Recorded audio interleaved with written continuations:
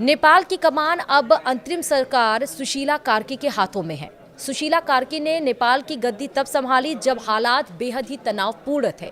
चारों तरफ हाहाकार और आगजनी थी।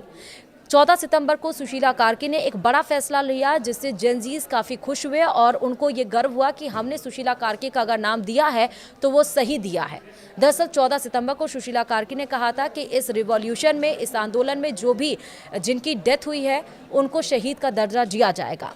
लेकिन आज उससे बिल्कुल उलट खबर आई जब ये खबर आई कि जेनजीज 3 दिन के बाद अब सुशीला कार्की के खिलाफ सड़कों पर आंदोलन करते हुए आपको दिखाई पड़ेंगे। एक बार फिर से हजारों की संख्या में जेनजीज सड़कों पर उतरेंगे, लेकिन इस बार सुशीला कार्की के खिलाफ।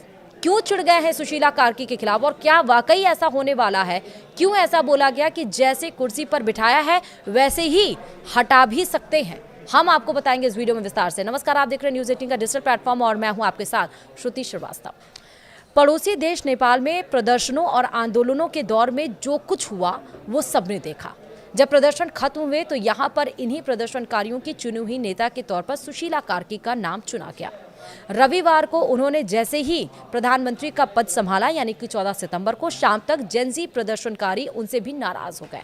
कैबिनेट मंत्रियों के चुनाव को लेकर हुए ये नाराजगी यूं बढ़ गई कि बात कुर्सी से उतारने और इस्तीफा मांगने तक पहुंच गई।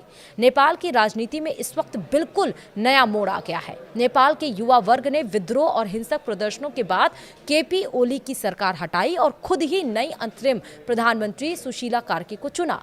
वैसे सुशीला कार्की जेनजी प्रदर्शनकारियों की ही नेता हैं, लेकिन अब वे उनसे भी नाराज हो गए हैं। जेनजी प्रदर्शन के अगुवा रहे सुदन गुरुंग ने तो ये कह दिया कि कुर्सी पर बिठाकर उतार भी सकते हैं। अब क्यों नाराज हुए सुदन गुरुंग और क्यों इतनी बड़ा स्टेटमेंट उन्होंने कहा, हम आपको बता रहे हैं। दरअसल नेपाल के संगठन हामी नेपाल के नेता और आंदोलन में बड़ी भूमिका निभाने वाले सुदन गुरुंग अपने साथियों के साथ अंतरिम पीएम सुशीला कार्की के आवास के बाहर प्रदर्शन में भी पहुंचे। अब युवाओं में नाराजगी इस बात को लेकर है कि कार्की सरकार में शामिल हो रहे मंत्रियों में युवाओं की कमी है।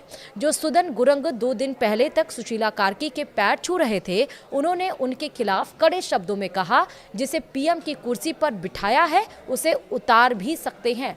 गुरुंग इस आंदोलन में जान गंवाने वाले प्रदर्शनकारियों के परिवारों के साथ पीएम से मिलना चाहते थे। अब ऐसा नहीं हुआ तो वे नाराज हो गए।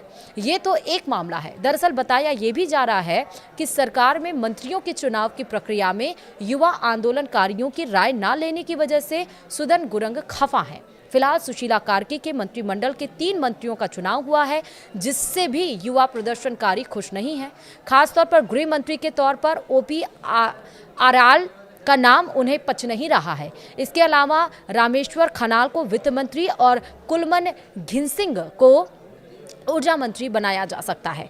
जेनजी प्रदर्शनकारियों का कहना है कि ओपी अरियाल को बात करने भेजा गया था और वे खुद ही मंत्री बन गए और कैबिनेट में युवा प्रतिनिधित्व नहीं दिख रहा है। अब आगे क्या होगा ये तो समय बताएगा, लेकिन फिलहाल नेपाल की राजनीति में अस्थिरता ही नजर आ रही है। तो क्या एक बार फिर से जिस तरह केपी ओली सरकार के समय में हुआ, जेनजी ने रिवॉल्यूशन किया, ना सिर्फ सोशल मीडिया बैन को लेकर बल्कि भ्रष्टाचार को भी लेकर, और 5 साल में 3 बार जो सरकार बदली उससे जेनजीज यानी युवा जो देश के भविष्य कहे जाते हैं वो ऊब चुके थे। भ्रष्टाचार का खेल धड़ल्ले से चल रहा था, इसलिए उन्होंने सोचा कि प्रदर्शन करें और अपनी चुनी हुई सरकार, अपने द्वारा सुझाए गए नाम को हम सरकार में बैठाएं ताकि काम सही से चले, नेपाल की तरक्की हो। लेकिन उसके बाद जब उन्होंने सुशीला कार्की का नाम सजेस्ट किया तो अब उनके खिलाफ भी जेनजीज काफ़ी ज़्यादा नाराज नजर आ रहे हैं। तो क्या नेपाल में एक बार फिर उसी तरह से रिवॉल्यूशन, उस तरह से आंदोलन देखने को मिलेगा?